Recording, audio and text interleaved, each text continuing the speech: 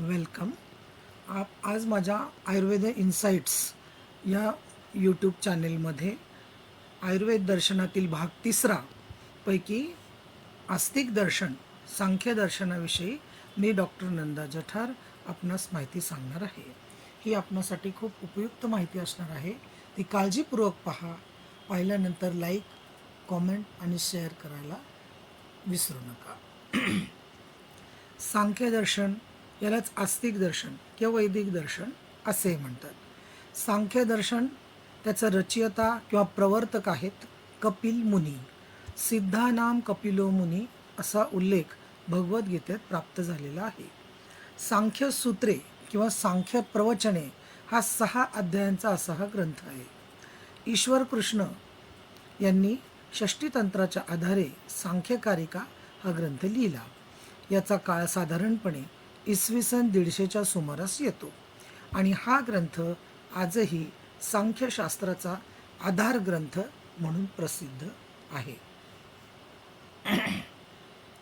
आता ही गुरु शिष्य परंपरा कशी आहे पहा, की कपिल मुनी रचयिता होते, त्यांच्याकडून ते आसुरी या शिष्यांकडे आली, त्यांच्याकडून पंचशिखा या शिष्यांकडे आली आणि पंचशिखा यांचे जे शिष्य आहेत ईश्वर कृष्ण त्यांच्यापर्यंत हे ज्ञान गुरु शिष्य परंपरेनं आलं.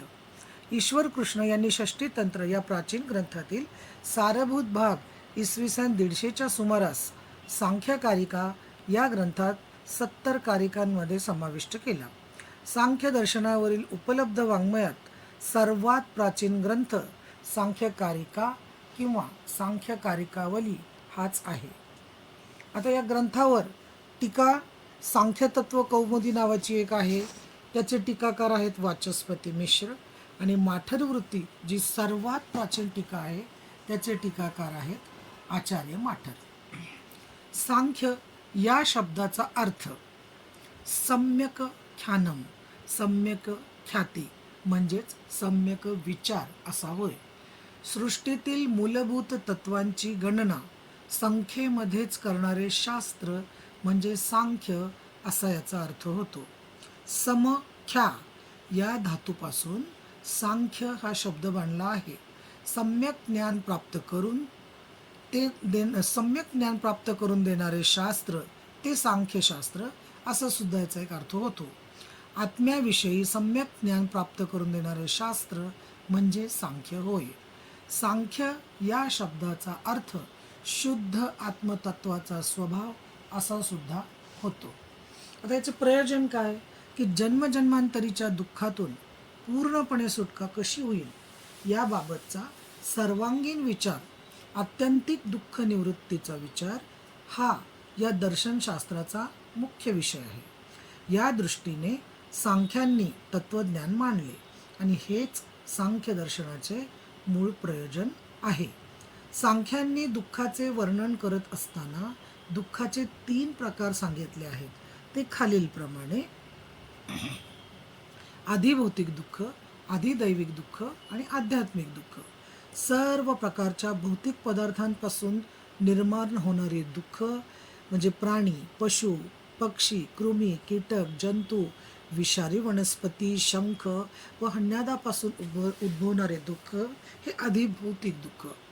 तर आधिदैविक दुःख म्हणजे पंचमहाभूत किंवा दैवी प्रकोपामुळे उत्पन्न होणारे दुःख, की ग्रहबाधा, भूत, पिशाच, राक्षस, यक्ष, क्रुद्ध देवता, पाऊस, वादळ, भूकंप, गारा पडणे, वीज पडणे यामुळे जे उत्पन्न होणारे दुःख आहे ते अधिदैविक. आणि आध्यात्मिक दुःख म्हणजे आत्मा अधिष्ठित शरीरामध्ये शारीरिक व मानसिक दुःख.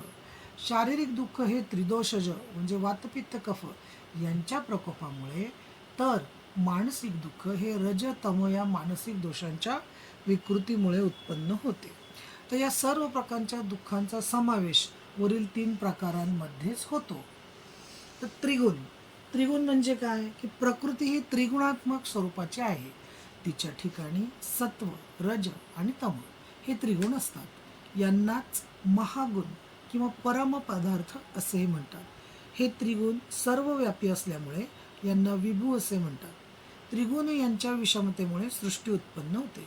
म्हणूनच त्रिगुणात्मक प्रकृती ही सृष्टीची मूळ कारण म्हणून सांगितली आहे. आता यांची लक्षणे काय की तत्र सत्वम, सत्वगुणाचं लक्षण पहा. तत्र सत्वम निर्मलत्वात प्रकाशकम अनाममयम सुखसंगेन बध्नती ज्ञानसंगेन चालक. भगवद्गीता 14:6. भगवद्गीतेनुसार सत्वगुण हा निर्मल, प्रकाशक व रोगरहित आहे. सुखाची व शुद्ध ज्ञानाची प्राप्ती करून देण्याचे कार्य सत्वगुण करत असतो. सत्वम लघु प्रकाशक उपस्तंभम चलचरजा. सांख्यकारिका 13वा अध्याय. सांख्यकारिकेनुसार सत्वगुण हा लघु, लाघवता आणणारा व प्रकाशक धर्माचा आहे. दया, क्षमा, शांती, अहिंसा, संतोष, करुणा, विवेक, श्रद्धा, लज्जा, मृदुता, सुखकारक, आनंदकारक इत्यादी भाव उत्पन्न करणारा आहे. आता रजोगुणाचे लक्षण पहा की रजो रागात्मकम विदधी तृष्णा संगमम उद्भवम तन्निबद्धती कौंतेय कर्मसंगेन देहिना. भगवद्गीता 14:7. अप्राप्त वस्तूच्या प्राप्तीची इच्छा म्हणजे तृष्णा होय. तृष्णेच्या संगाने उत्पन्न होणारा रजोगुण हा रागात्मक स्वरूपाचा आहे. हा शरीराच्या कर्मशक्तीला बाधा आणतो किंवा बांधून ठेवतो. उपष्टंभकम चलंच रजा. सांख्यकारिकेनुसार रजगुण हा उपष्टंभक व चंचल स्वरूपाचा आहे. तो प्रवृत्ती, प्रेरणा, चालना आणि गती देणारा आहे. रजगुण हा दुःख आणि अप्रिती यांचा अनुभव देणारा आहे. तो क्रोध, ईर्ष्या, शोक, लोभ, निंदा, अप्रिती, दुःख, पराभव, मत्सर इत्यादी भाव उत्पन्न करण्याचे कार्य करतो. म्हणजे गाडी चालवताना आपण जसं पहिला गिअर टाकतो ना, त्या पहिल्या गिअरला रज असं म्हणायचं की जो सुरुवात करून देतो. आता तमोगुणाची काय लक्षणं आहेत की तमतु अज्ञानजम विदधी मोहनम सर्वदेहिनाम प्रमाद आलस्य निद्रावी तन्निबद्धती भारत. भगवद्गीता 14:8. की तमोगुण हा गुरु, आवरणक म्हणजे आच्छादन घालणारा, सत्वगुणाच्या लघु गुणाचे नियमन करतो, म्हणजे त्याला बंधन घालतो. गुरुगुणामुळे क्रियाशून्यता व आळस उत्पन्न होतो. भय, लबाडी, कंजूशी, अज्ञानता, मूढता व नास्तिकता इत्यादी भाव तमामुळेच उत्पन्न होतात. तम याचा अर्थ अंधकाराकडे घेऊन जाणारा. हे तीनही गुण वस्तुतः परस्पर विरोधी आहेत, तरीसुद्धा प्रज्वलित दीपाप्रमाणे, याचा अर्थ असा की ज्याप्रमाणे तेल, वात व ज्योत हे तीनही एक दुसऱ्यांच्या विरोधी असून सुद्धा दीपामध्ये एकत्र रूपात राहून दीप प्रज्वलित करतात व पुरुषार्थाकरता या तीन गुणांची एकत्रित प्रवृत्ती होते. सत्व हा प्रकृतीतील बुद्धिशक्ती किंवा चेतनरूप भाव आहे. रज हा प्रकृतीतील कर्तृत्व शक्ती रूप आहे. जो उत्पत्तीचा प्रेरक भाव आहे, तो दुसऱ्यांकडून उत्पत्ती घडवतो, म्हणून रजस क्रियाशक्ती किंवा क्रियाबीज असे म्हणतात. तम हा प्रकृतीतील निष्क्रिय जडात्मक भाव आहे. हा जनक आहे, परंतु यात कर्तृत्व शक्ती नसते, म्हणून तमास उपादान शक्ती किंवा उपादान बीज असे म्हणतात. की मागे मी म्हणाले की जसं रज हा पहिला गिअर आहे, तर तम हा ब्रेक आहे. त्रिगुण यांचा परस्पर संबंध असा आहे की प्रीती, विषादात्मका, प्रकाश प्रवृत्ती, नियमार्थ, अन्योन्य अभिभव, जनन मिथुन वृत्तयश्च गुणा. सांख्यकारिका अध्याय 12. सत्व, रज, तम हे त्रिगुण अनुक्रमे प्रीती, अप्रीती व विषादात्मक स्वरूपाचे आहेत. वरील त्रिगुणातील प्रत्येक गुण हा परस्पर विरोधी आहे, तरीसुद्धा ते एकमेकांचा पराभव करून, एकमेकांचा आश्रय करून, एकमेकास उत्पन्न करून, एकमेकांबरोबर राहून एकाच प्रकृतीमध्ये आपापली कार्य करत राहतात. त्यांच्या या एकत्र राहण्याला व त्यामधून फलस्वरूप सृष्टी उत्पन्न करण्याला त्यांच्यामध्ये असणारी वृत्ती हीच कारणीभूत ठरत असते. वृत्ती म्हणजे व्यापार किंवा कार्यप्रणाली होय. आता या त्रिगुणांच्या 4 वृत्ती कोणत्या? अन्योन्य अभिभव, अन्योन्य आश्रय. अन्योन्य अभिभव म्हणजे काय? परस्परांचा पराभव करणे. अन्योन्य आश्रय म्हणजे काय? परस्परांना सहकार्य करणे. अन्योन्य जनन म्हणजे परस्परांची उत्पत्ती करणे. आणि अन्योन्य मिथुन म्हणजे परस्परांशी संयुक्त होणे. पैकी अन्योन्य अभिभव म्हणजे काय? की अन्योन्य म्हणजे परस्पर आणि अभिभव म्हणजे पराभव किंवा पराजित करणे. की त्रिगुणामध्ये जे सत्व, रज आणि तम हे परस्पर विरोधी स्वभावाचे असल्यामुळे ते परस्परांचा पराभव करून कार्य करतात. याचा अर्थ की ज्याचं प्रमाण जास्त असेल त्या प्रकारचे कार्य अनुभवाला येते. हे दुसऱ्या गुणाचा उत्कर्ष होण्यास अडथळा होतात, की सत्वगुण वाढला की रजतम आपोआप बाजूला सारले जातात, रजगुण वाढला की सत्वतम बाजूला सारले जातात, तमगुण वाढला की सत्व रज बाजूला सारले जातात. कारण त्यांची त्यांच्या प्रमाणावर हे कार्य अवलंबून असतं. सत्वगुण प्रधान असतो, प्रधान म्हणजे प्रमाणाने अधिक किंवा त्याची शक्ती अधिक असते. त्यावेळी तो रजतम या गुणांचा पराभव करून सुख ज्ञान यांची प्राप्ती करून देतो. आता अन्योन्य आश्रय म्हणजे अनन्य म्हणजे परस्पर आणि आश्रय म्हणजे सहकार्य, की हे जरी विरोधी गुणाचे असले तरी सुद्धा एकाच प्रकृतीत परस्परांच्या आश्रयाने राहून परस्परांच्या सहकार्यानेच कार्य घडवून आणतात. जसे रजगुणाचे चललक्षण तेव्हा सत्वाचा किंवा तमाचा रजगुणाशी संबंध येतो तेव्हा त्यांच्यामध्ये क्रियाशीलता उत्पन्न होते. अन्योन्यजनन म्हणजे परस्पर उत्पत्ती. त्रिगुणे हे परस्पर सहकार्याने कारणरूप प्रकृतीतून कार्यरूप अशा सृष्टीची उत्पत्ती करतात. हे तीनही गुण सृष्टीतील सर्व प्रकारच्या कार्याचे जनक आहेत. आणि अन्योन्य मिथुन म्हणजे परस्पर संयोग.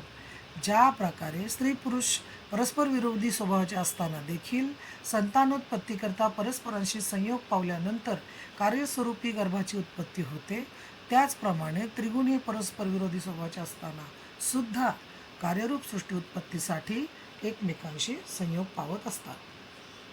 आता या संख्यांचा जो पुरुष त्यांनी प्रकृती पुरुष जो वर्णन केलेला आहे, चिकित्सा पुरुष जो वर्णन केलेला आहे तो 25 तत्वांचा आहे.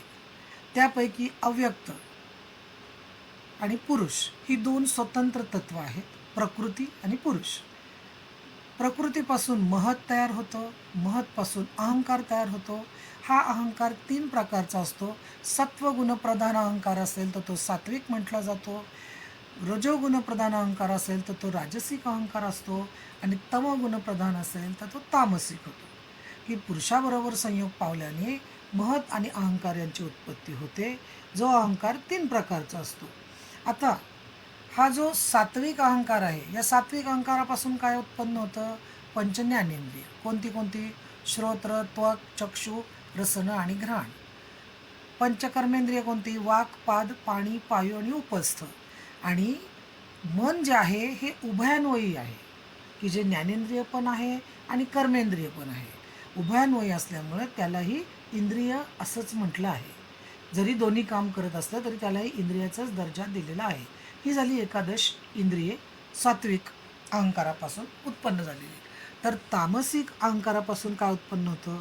की पंचतन्मात्रा, शब्द, स्पर्श, रूप, रस, गंध. आता उदाहरणार्थ की पाणी आहे समजा, आप आपण धरलं की जेव्हा तो थेंबाच्या स्वरूपात असतो तेव्हा तो तन्मात्रा असतो. पण जेव्हा पूर येतो तेव्हा तो प्रचंड प्रमाणात विनाशाला कारणीभूत होतो. पण जेव्हा तो थेंब स्वरूपात असतो तेव्हा तो उत्पत्ती करत असतो, जगाला उपयोगी पडत असतो. तर तन्मात्रा म्हणजे त्यांचं मिनिमम अस्तित्व.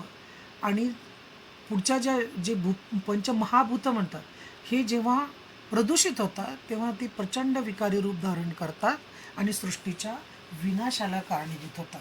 त्यामुळे तन्मात्रा आणि भूत याच्यातला फरक आपल्याला ओळखता आला पाहिजे. की तन्मात्रा म्हणजे अणू म्हणा, की त्या पंचमहाभूतांचे अणू. आणि पंचमहाभूत जेव्हा जोपर्यंत आपल्या उपयोगी पडत असतात, चुलीतला अग्नी जोर स्वयंपाक करतो तोवर तो तेज असतो, पण घराला आग लागल्यावर तेच तेज प्रकुपित होतं आणि घर जाळायला कारणीभूत होतं. त्या पंचमहाभूत जोपर्यंत विकारात बदलत नाहीत तोपर्यंत त्याचा आपल्याला उपयोगच होत असतो, हे आपण आधी समजून घेतले पाहिजे. आणि या 25 तत्वांचा आपण पुढच्या भागात आणखी चांगल्या प्रकारे विचार करू. आत्ताही फक्त तुम्हाला मी एक आउटलाईन दिली आहे, पण यांचं व्यवस्थित आणि संपूर्ण विवेचन याच, जरी हा निरूपणाचा 3रा भाग असला तरी आस्तिक दर्शनाचा मात्र हा पहिलाच भाग आहे. आणि याच पहिल्या भागात सांख्य दर्शनाचं हे पहिलं विवेचन झालं. सांख्य दर्शनाचे अजून 2 व्हिडिओ मी तुम्हाला पुन्हा देणार आहे, तर तेही तुम्ही नक्की पहा. त्यालाही या व्हिडिओला जसं तुम्ही लाईक, शेअर आणि कमेंट कराल तसं त्याही व्हिडिओंना नक्की करा. मी तुमच्यासाठी ते 2 व्हिडिओ घेऊन येणारच आहे. आणि इतर दर्शनांचे सुद्धा व्हिडिओ आपण या आयुर्वेद इन्साइट्स मार्फत प्रकाशित करणारच आहोत. धन्यवाद. थँक्यू.